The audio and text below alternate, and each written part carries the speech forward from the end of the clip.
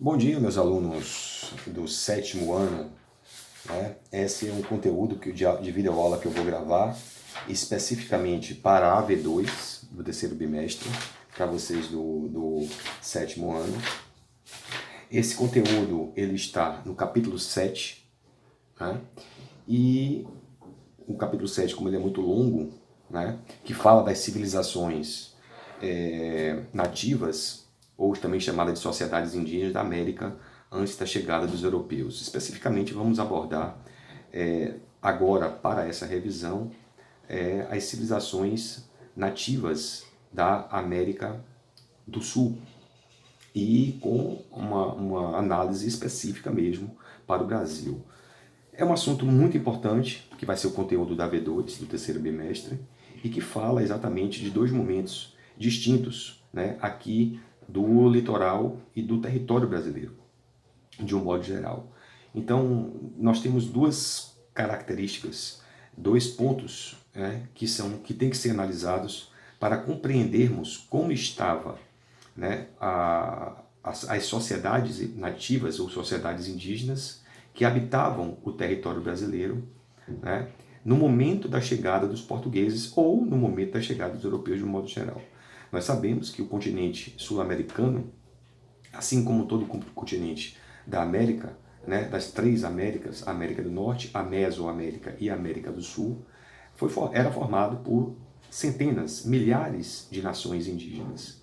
Né? Aqui na América do Sul, especificamente no conteúdo, no território brasileiro, nós temos aí um conjunto de muitas tribos, muitas nações indígenas, separadas geograficamente, separadas por grupos linguísticos, separadas por nações indígenas que apresentavam-se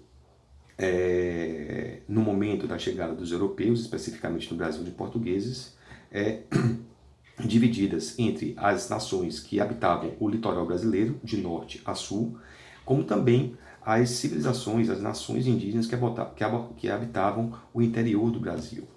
Bom, mas antes disso, nós temos que falar de uma curiosidade, que é aquela que os alunos e cientistas e a comunidade que trabalha com o Brasil de um modo geral sempre se pergunta. O Brasil teve pré-história? Quem eram os antigos habitantes do território brasileiro? Então, os pesquisadores, arqueólogos, historiadores, geógrafos, etc., eles constataram já ao longo de muitos anos de pesquisas a pré-história brasileira com diversos sinais de habitantes aqui no território brasileiro. Nós temos no sul do Brasil os sambaquis, né, que eram conchas que eram encontradas no litoral e que serviram como abrigos, como cavernas, como habitações dos povos pré-históricos. Esse é um sinal, é uma mostra do que foi realmente, de quem foi realmente habitado o território brasileiro. Né? Nós não encontramos no sul do Brasil, pelo menos até então, né, algo mais que comprovasse a existência de que tipo de grupo ou de grupos humanos estavam habitando o território brasileiro. No resto do Brasil, subindo, né, para o centro-sul, para o centro-oeste, para o norte, para o nordeste, diversas culturas que foram sinalizadas como existentes. Eu já falei dos sambaquis, mas temos também a cultura marajoara, lá no Pará, no norte do Brasil, com o achado de diversos artesanatos, diversas relíquias que foram encontradas e que apontavam que aquela região do norte do Brasil, especificamente na ilha de Marajó, e também na cidade não só da ilha de Marajó, como também em Santarém, né, artesanatos que indicaram a presença de povos nativos. Eu diria até povos pré-históricos, né, como por exemplo no Piauí, né, nas cavernas onde foram encontradas pinturas rupestres, né, aqueles desenhos que eram feitos em cavernas por povos que, segundo a cronologia das pesquisas de arqueólogos, antropólogos e historiadores, datados aí de mais de 3.000 anos antes de Cristo. Além disso, no litoral brasileiro, nós encontramos também artesanatos de diversas culturas indígenas, entre elas os tupis, né, que dividiam-se em diversos grupos, os tupinambás, os carijóis, os tamoios, né, os tupiniquins, entre outras diversas tribos que habitavam o litoral brasileiro. Então nós temos esses dois momentos distintos. A pré-história, que data aí de 3.000 anos antes de Cristo, e também a história, o momento mais moderno, né, da história dos nativos brasileiros no litoral brasileiro com essas tribos. Bom, os costumes dessas tribos.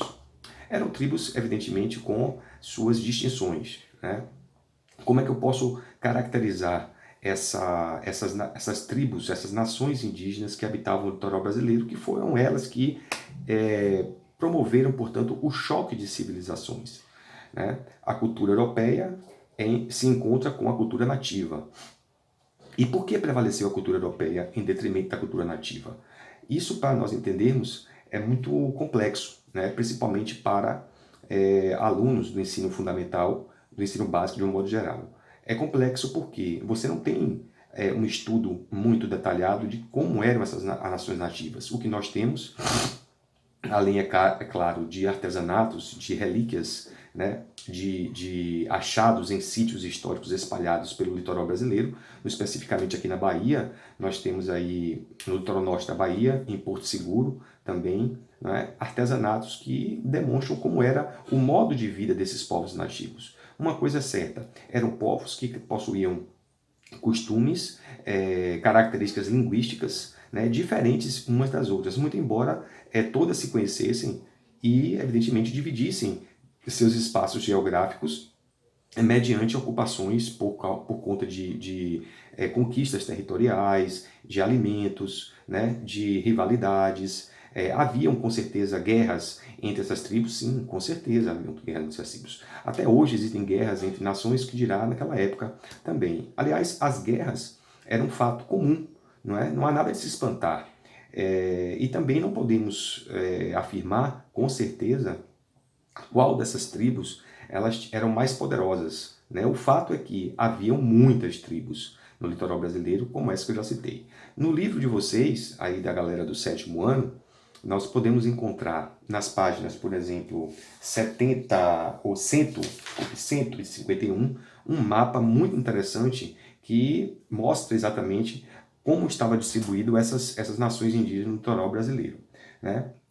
Além disso, nós temos também no interior do Brasil outras tribos, né? E a que se destaca mais é a tribo dos Guaranis, que também é uma tribo que, muito embora ela não estivesse caracteristicamente presa, situada no litoral, mas era uma tribo que fazia a ligação entre o centro, o interior do Brasil, com a divisa lá entre já as terras espanholas, do Paraguai, por exemplo, chegando a São Paulo, né, Mato Grosso, habitando até, chegando até a entrar em contato com os povos incas, que já faz parte do outro lado da América do Sul, que é o lado do Pacífico da América do Sul. Então perceba que o território brasileiro, assim como todo o território da América do Sul, foi ocupado por diversas tribos indígenas. Não era uma terra de ninguém, era uma terra muito ocupada e uma terra que possuía características diferentes. O seu cotidiano dessas tribos, havia uma divisão hierárquica de trabalho. Havia o chefe da tribo, havia aqueles que estavam encarregados de guerrear, havia aqueles que estavam encarregados da coleta de alimentos e de fazer os alimentos. As mulheres, as crianças, os idosos também participavam das divisões de trabalho, que isso mostra que as tribos não eram primitivas, como muita gente fala. Havia, claro, suas características próprias, né, de permanecerem com um modo de vida, um modo de vestir característicos, né? Viviam nus, em sua grande maioria, mas isso não quer dizer que eram atrasados. Essa palavra é muito equivocada para se dizer, para se afirmar. Eram povos que possuíam naquele momento esse grau de desenvolvimento. O artesanato era uma característica principal. O modo econômico era de subsistência, ou seja, não havia acúmulo, nem tampouco excedente de produção. Isso mostra que não havia relação comercial. O máximo que poderia acontecer era uma troca, um intercâmbio de produtos, o que era comum nas nações nativas, indígenas nativas do Brasil, né? Bom, então esse momento que nós estamos trabalhando as nações indígenas brasileiras, é importante ressaltar que nós não temos muitos dados, né? Escritos, por exemplo, não existiam porque eles não adotavam a escrita, mas sim elementos, relíquias, como os artesanatos. E aqui no Ecoparque Sauípe, por exemplo, nós temos um acervo do Museu de Ciências Naturais e Históricas, né? Muitos achados das tribos tupinambás que habitavam aqui o litoral norte da Bahia. né, e do Nordeste também, entre outras tribos. Então, essa é a dica que fica para vocês fazerem a avaliação aí, tá certo? Um abraço a todos e fiquem com Deus.